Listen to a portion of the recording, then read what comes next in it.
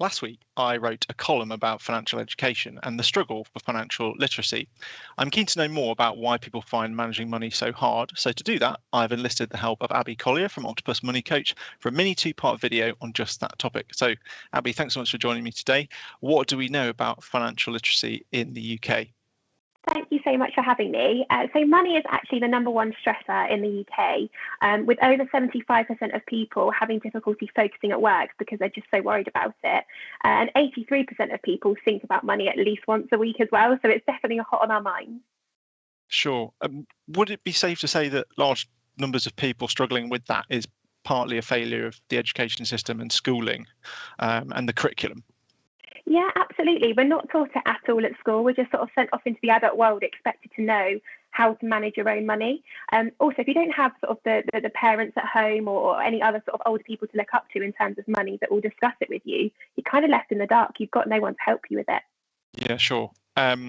I just want to throw a little curveball question here, which is about sort of household management, because I think without wanting to sound sort of too home economicsy, I think there's a big thing here about not just being in control of your own money, but actually managing a whole household, which is a completely different set of responsibilities about budgeting, your bills, the providers of services and utilities. And immediately just saying that, it feels so much bigger than just, being in charge of, one bank account. And that's because that is big. So what do you reckon about that? Is that something that needs to be taught more?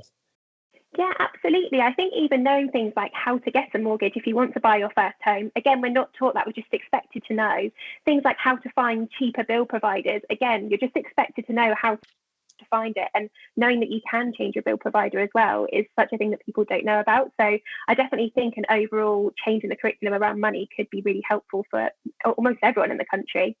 Sure. We'll come on to the tips and tricks of how to do that in the next video, I hope. But my final question is really about sort of DIY investing, really, and the challenge of kind of breeding a generation of shareholders and confident investors. Given that people struggle so much with the basics of finance, I just wonder if investing is actually too big a goal to ask of some people at the moment, and that really we need to go back to basics.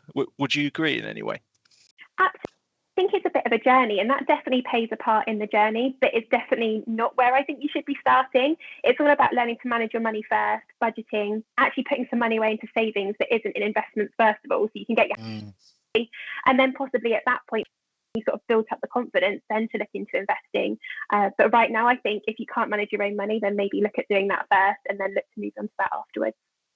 Awesome. Okay, so that's some of the basics covered off. Next time, I'll be asking Abby all about basic steps for people who struggle with money so that they can become more engaged with their cash.